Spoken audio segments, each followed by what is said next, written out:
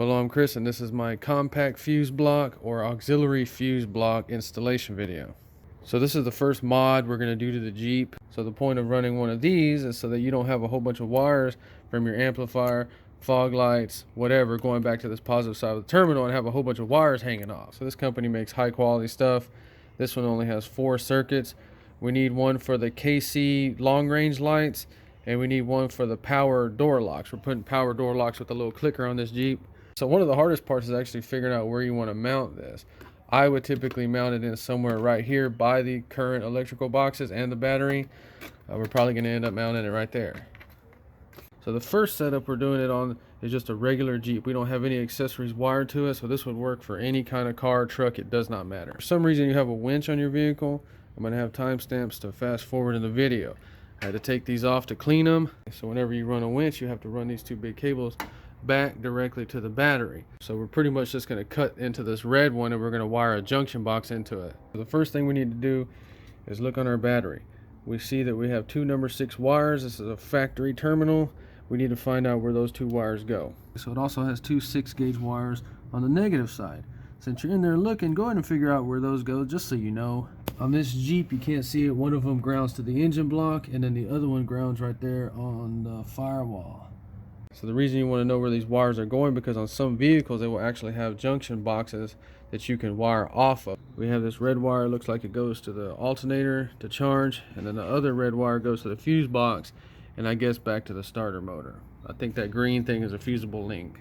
So on this Jeep we don't have any factory points where we can tap in to wire the fuse block. So let's look at some other vehicles for this kind of stuff. So 2017 Tacoma doesn't have anything looking like this on here. So if we were going to run the fuse block on a Tacoma, we would use that stud right there. So on a 70 Chevelle, positive runs straight to the starter. We would not want to tap into this wire, so we would have to run an extra one off of that to one of these. So on the 2003 Silverado, it's got a little junction box right there. And on my 88 G20, so this does have a junction block right there. We could wire off of that stud, but we would really want to come off right here with a number 4 or number 6 wire.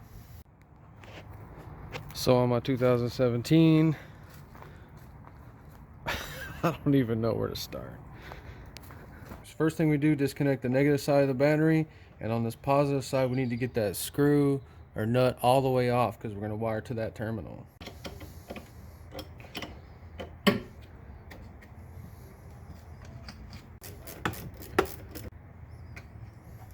So that's the factory fuse box right there. So I would typically mount it somewhere in this area. I've decided to go ahead and mount it on that divider right there. Let's get the air filter off. So this is where you gotta chill out, drink your coffee, and figure out where you're gonna mount this, because we got some long range KC lights, so we're gonna have a wire coming from the front. We got some power locks we're putting on, amplifier for the radio that way. So where do we put it?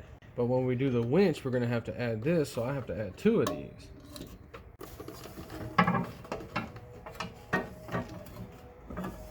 Okay, so I took it off so I could drill it easier. I can't spend all day on this. Square it up wherever you want it. Center punch it. Okay, put some pilot holes in it. Alright, so I'm going to go ahead and mount it with these self-tapping screws right here. That is installed. Super nice fit. So if you're running a winch, you're going to need a heavy duty junction box like this. This is $25 or $30, and notice it has a metric similar to a 3/8 stud. You're going to have to use a big stud like this. Let's go ahead and mount it right in there. Square it up perfect. Okay, so these are the screws I'm using. They're coated with something so they don't rust. That's all I had. Alright, see how that came out? Let's put it back on the Jeep. So the fuse block is mounted and ready to hook up. That's if you're running a winch. We're not doing it in this part. So now we have to get power from this terminal.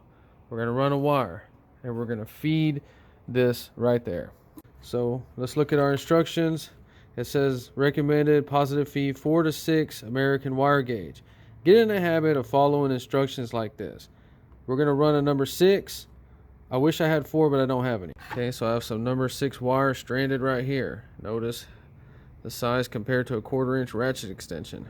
Okay, so don't hate me for showing you how to do this the right way. You cannot do this with no freaking handheld little pliers. This is number 4, number 6 wire. Okay, so you're gonna have to go to an electrical supply store. You're gonna have to get you some correct thick. These are for heavy duty stuff. That's why we're using them. Got number 6. Let's go ahead and crimp that end on there. The jaws on 6, 2 lines, 2 crimps. Before we crimp it, we got to get our heat shrink on this wire. Just make sure it goes over the connection. Just like that. Beautiful. Okay, got the heat shrink on there. Now we can crimp it. Okay, needs another one. So now we got a heavy duty terminal, heavy duty wire that's crimped and ready to go. Alright, so this terminal is ready. We do not need to put any lead or do anything weird you read about on the internet. Put the thing over like that. Okay, see that? Permanent, watertight, done correct. So we got to get this wire right here from that positive battery terminal to this lug right here. Okay, so we're using this extra long wire for the demo just to see it wired. So of course you're going to run your wire all neat and hidden in there. This one we're going to try the best. Okay, we got the wire started, fished in there. We're going to go ahead and connect it right here. We're going to use this because it needs a spacer. Okay, so where are the fuses at?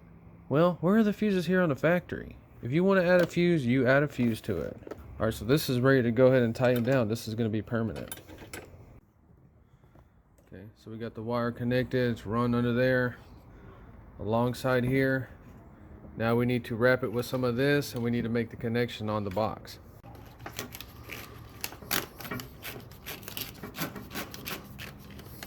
So all this is covered, ready to attach right here. Now this number 6 wire is strong. So it wants this at 24 inch-pounds, so be careful. Okay, so it comes with these little labels. I'm gonna go ahead and put them on because I know I'm gonna lose this. All right, let's put this on.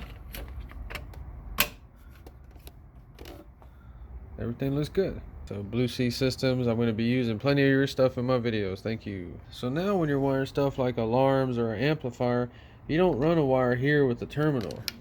So now you have this. You're going to run cooling fans. You can run your 30 amp fuse right here with your number 10 gauge wire to your cooling fans.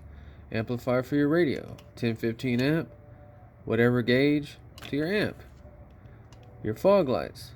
Whatever fuse you need, 10 gauge wire to your fog lights. And now we don't run anything to here anymore. So now we got that ready to go. I'm going to have a video very soon getting those 2 long range KC lights to work with the relay wired 100% correct. And we're going to get power from this. This Jeep is running a winch. It's got to be wired just a little different. These 2 wires from the winch, they got to attach straight to the battery terminals. It's just like a starter motor for your engine. Actually, this one's bigger than the starter motor on this Jeep. So in this case, we're running the junction box right here. So just useful information when you're going through a used vehicle. It doesn't matter who you got it from. Take this stuff apart. Look at these connections on this winch. What is this? Okay, so connections like this are a big no-no. This is just waiting for something bad to happen. Let's get this off and cleaned up, and let's crimp them the right way. So we've taken the red wire from the winch that goes to the positive side of the battery, and we've cut it to where we can terminate it in that junction box. This is the other end already made that attaches to the battery. Let's go ahead and put an end on there and get it hooked up.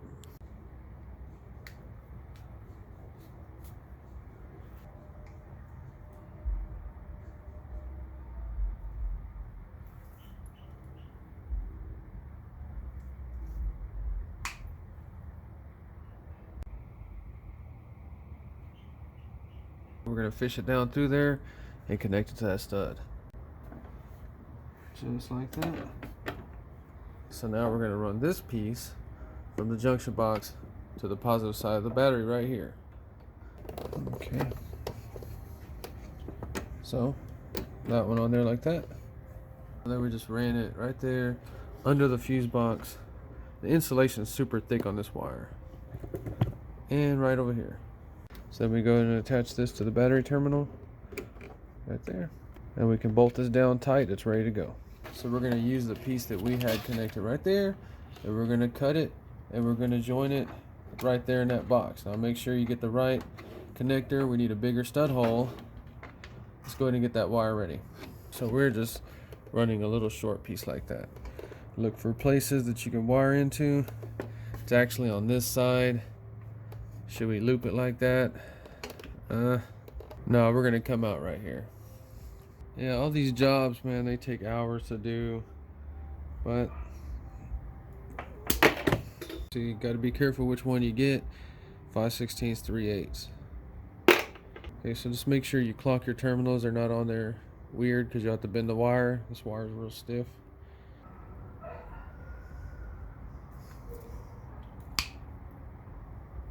So that's the difference between a correctly crimped end and this mess right here.